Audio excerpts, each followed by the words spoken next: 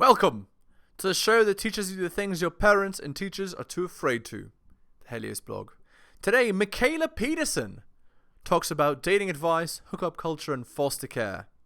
Here we go. The reason she's alone is because she's difficult. Women are not accepting the bare minimum. Women fuck men they respect. All the women who say things like, I'm strong, independent, I don't need no man, like, y'all impress me. Women just gaslight each other and say what they want to hear.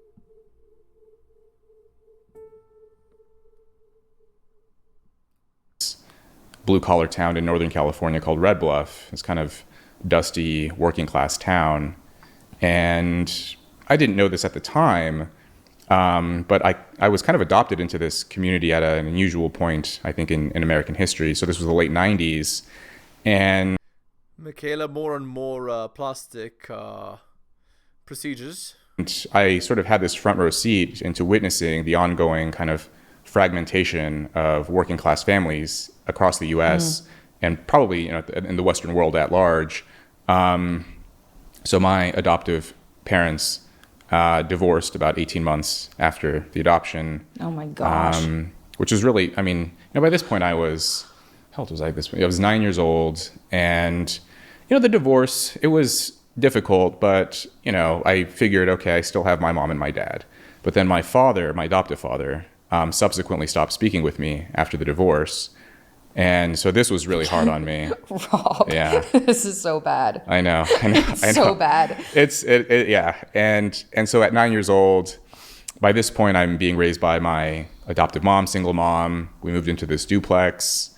My mom was working full time, trying to make ends meet. I was kind of this latchkey kid where I'd walk home to and from school, and Explains why he was never good with girls and he spent his whole life studying girls. I get it. Made a lot of other friends who were kind of troublemakers and miscreants. And these kids, too, came from single-parent homes or broken families or homes.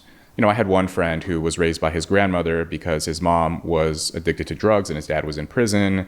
A lot of friends raised by single moms with very, very little adult oversight. And so what do little boys do when they don't have much supervision? They get together, and so what would we do? We would smoke cigarettes. 9 years old, we started smoking cigarettes, drinking tequila. I actually tell a story in the book about how I started drinking beer in the foster homes when I was 5. Lordy Lord. And this guy ended up not messed up and ended up a researcher? How did that even happen? And then moved on to the harder stuff at 9.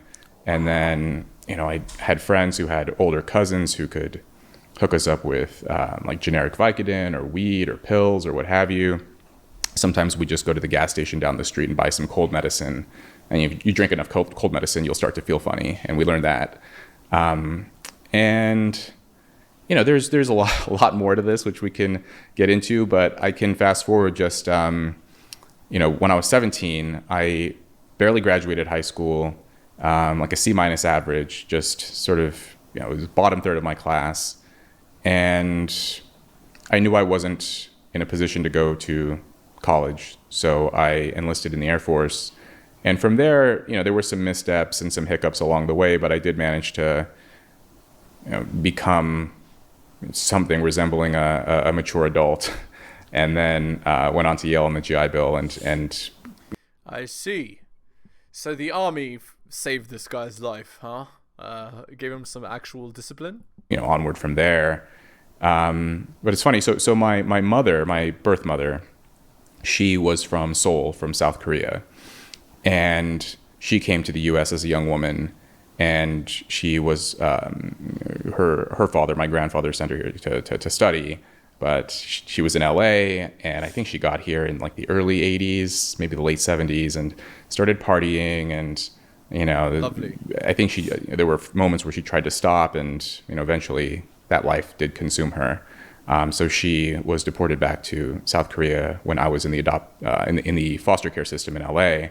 And I was an American citizen, born in L.A., so I stayed. She left. No one knew where my father was. So some forensic psychologist asked her, where's this boy's father? You're not in a position to care for him. And she said she had no idea who my father was. And about 2 years ago, It was about a year and a half, 2 years ago. I took this 23andMe genetic ancestry test, and I'd never like known like that my father's side of my background, you know. So I was like, oh, my mother's Korean. I don't know the other side. I'm like, oh, mixed race, Asian, something like that. And I learned that my father was Hispanic, so he had ancestry from Mexico and from Spain. And when I took this test, you know, my first thought was, I wish I'd known this when I was applying to college. You know, I'm Hispanic. That would have been really, you know, it ended up working fine, but that would have been useful. That would have been useful information. So, yeah, you mean for the stupid policies that they have when applying to university, where whites and Asians are discriminated against, and everyone else gets a leg up. Yeah. You know, I took that test. I saw the results, and yeah, it was like overnight. I went from this like white adjacent Asian American to an underrepresented minority, and you know, that's the same. You know, like that was an interesting piece of information for me, and I don't know if it gives me any like additional protection. I wonder if I mean, we can see how it messes up a kid, right? To grow up with like that, with a mom like that. You see? So guys, what's the moral? Never ever be with a girl like this guy's mom. Now that I can say that I'm Hispanic, I don't think it really does. But I still tried it out. Yeah, I know. Fair enough. Use whatever you can use. If you guys want to purchase this oh my God, please stop. Mm-hmm. So how did you get out of, I mean, a lot of people that grow up with that kind of trouble don't escape it. Yeah. So how did you manage to escape it? Were there things you read, or what changed your mind? Did you notice that there was something better? Like, how did you get out of that? You know, there's always that question of nature and nurture.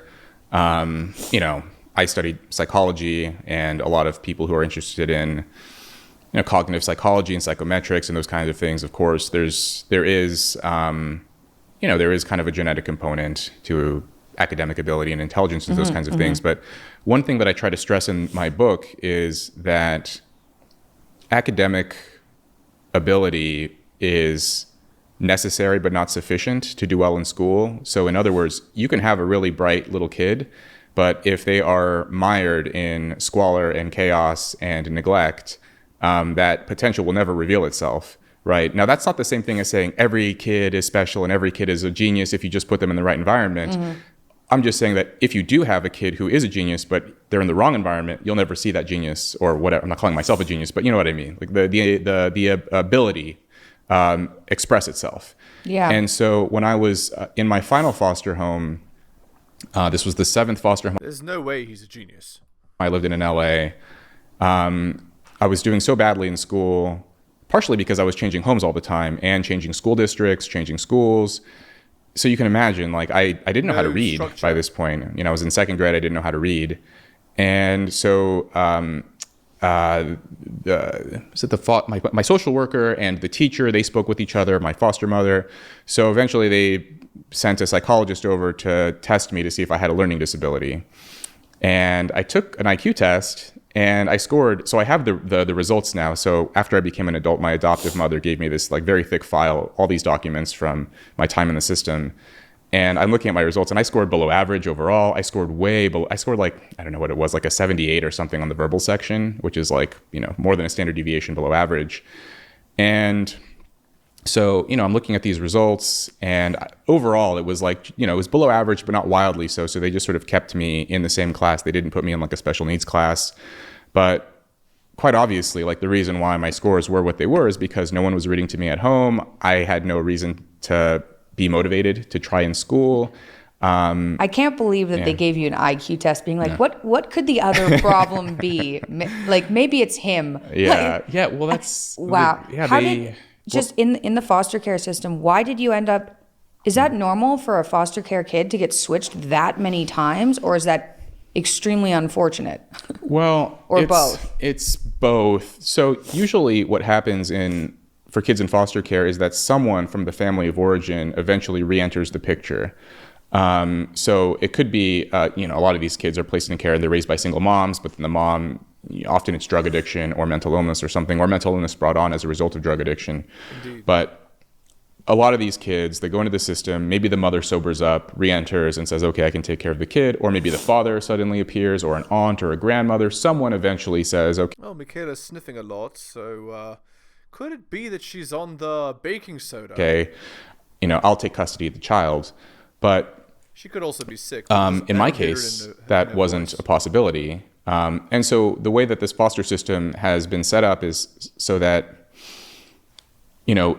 if a child lives with one foster family for too long, and then, the mother comes back and says, oh, I can care for the child, but the child's been living with this foster family for 1 year or 2 years, this can create issues around loyalty, attachment, and the child would be reluctant to leave, right? Because now they've been with this other family for 2 years. Why would they go back to their mom? And so the system has organized itself such that the kid never stays in one place for too long, so there's never any attachment. Purpose? It's on purpose, yeah. So they put a kid in one home, maybe 6 months, hopefully not longer than a year, then another home, So and the idea here is so that structure attachment never forms, so that if and when the family returns, the child will be perfectly happy to go back.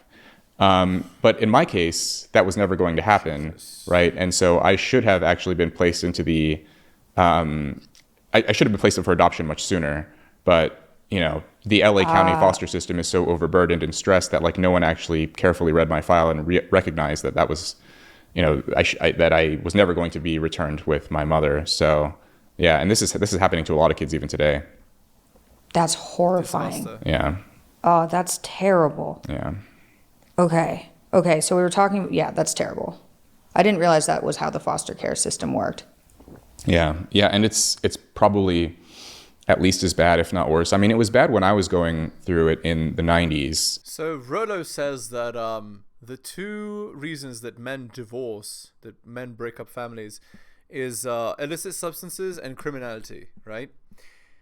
So again, choosing the girl that you decide to marry is the most important choice you could possibly make, right? Because look at what happens to kids that are on unstable homes. It's a freaking mess. But I recently read this article in NPR which stated that the number of foster kids who have entered the system as a result of parental drug use has doubled since the year 2000. So basically, since roughly the time that I left the foster care system, it's actually become worse and more overburdened and more kids. And this is in part as a result of the opioid crisis. Just more kids, being taken from their parents. I thought, and it's not. If you don't know what opioids are, it's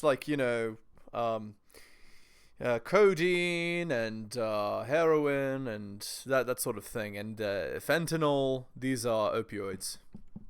Oxycodone, OxyContin. These are the opioids.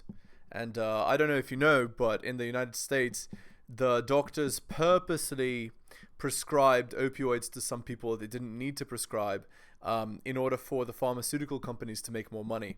That happened on purpose, and the doctors' salaries were garnished positively.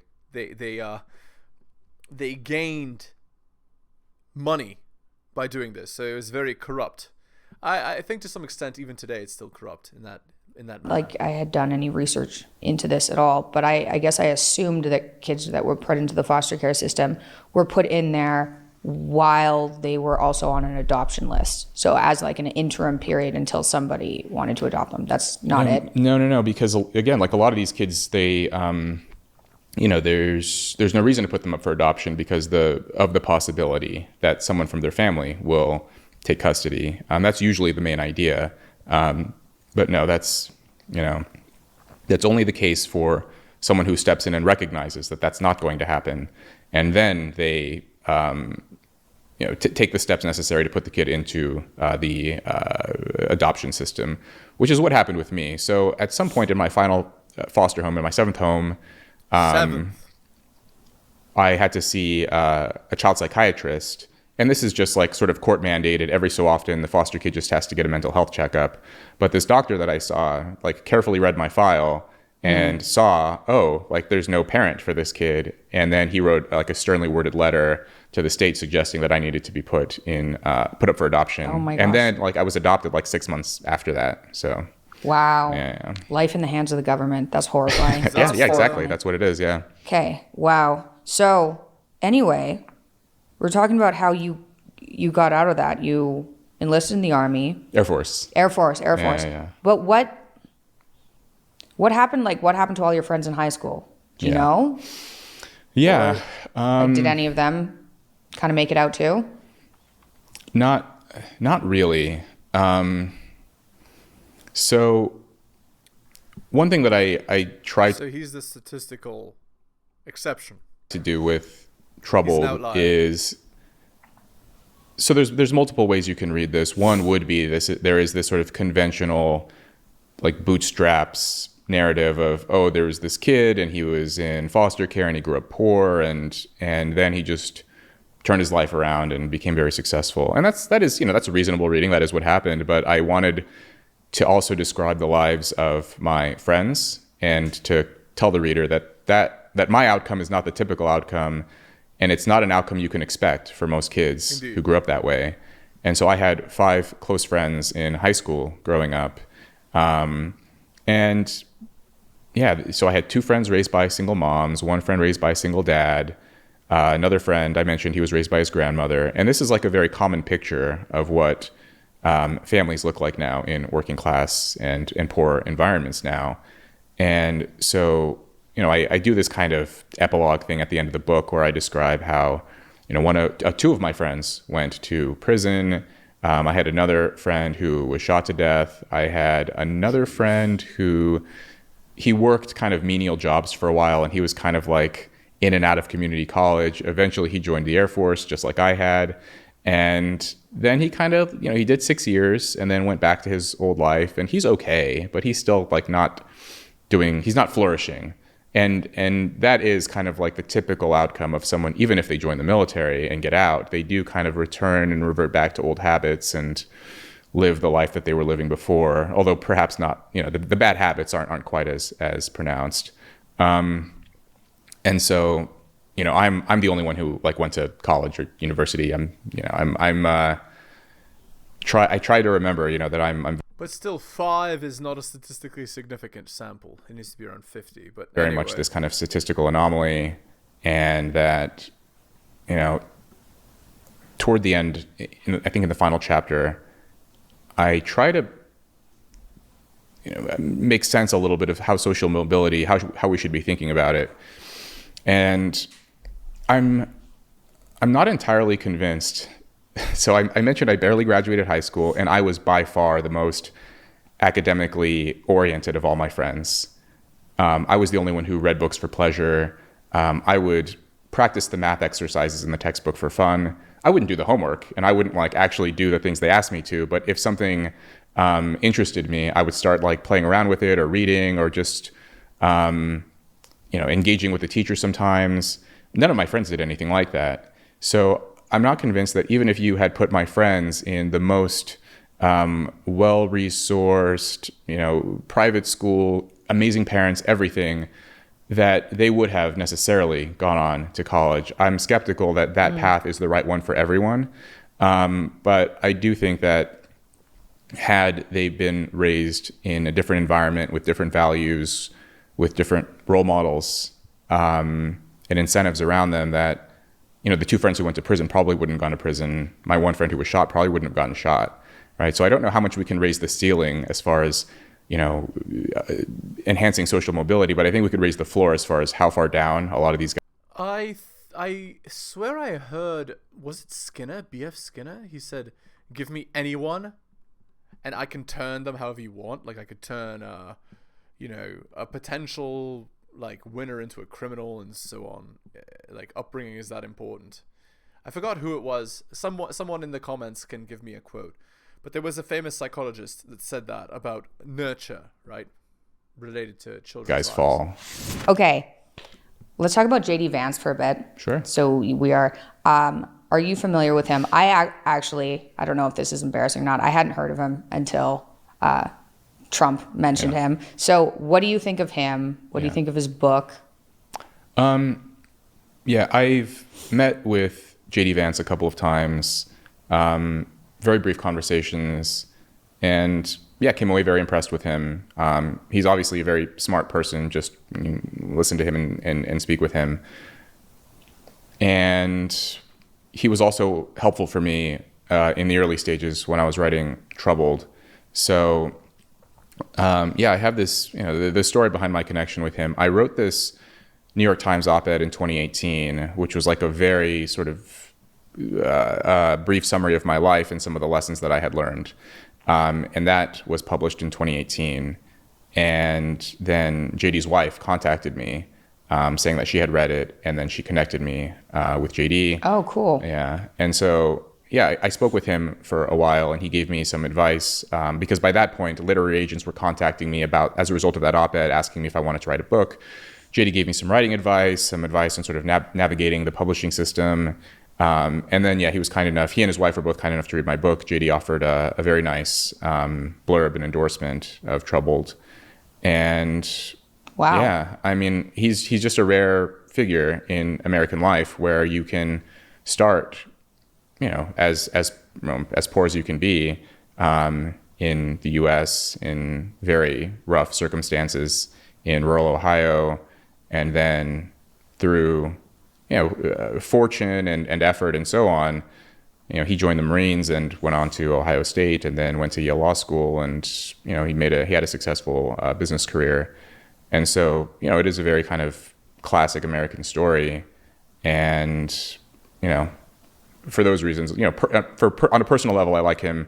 But then I think also just what he represents in a way of, it's nice to just have yeah, these freaking guys that everybody craps on. Turns out they're not so bad after all, huh? Non-geriatric boomer on a major party ticket.